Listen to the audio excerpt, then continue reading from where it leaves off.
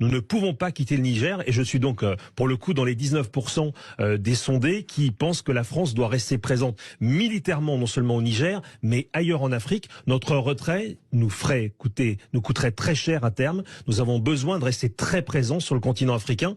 D'autant que c'est la base principale aujourd'hui au Niger de la lutte contre le terrorisme. Mais c'est la seule qu'il nous reste après avoir été chassé d'autres pays. Donc il y a un intérêt stratégique évident pour la France à rester présente. Donc on verra, la situation est évidemment très confuse pour le moment, mais notre intérêt premier, c'est de rester sur place le plus longtemps possible. Évidemment, de protéger nos ressortissants. Ils sont 5 à 600. Pour l'instant, pas de rappel des ressortissants. Non, mais écoutez, la situation est un peu ambiguë parce que le président qui a été renversé peut quand même continuer à communiquer avec ses homologues. Oui. Donc on voit bien que la junte n'a pas coupé tous les ponts et qu'elle garde plusieurs fers au feu. En tout cas, nous devons absolument rester ici parce que sinon, c'est la dégringolade complète et nous le paierions cher dans l'avenir. Donc il y a un intérêt national bien compris qui est que la France reste sur la question de la lutte contre le terrorisme, en l'occurrence, c'est ça. Mais pas que. Écoutez, moi je veux pas être naïf parce qu'en diplomatie, il faut pas être naïf. La France a besoin d'être présente en Afrique, y compris pour ses intérêts économiques. Voilà, c'est pas la peine qu'on se raconte d'histoire parce que Moscou,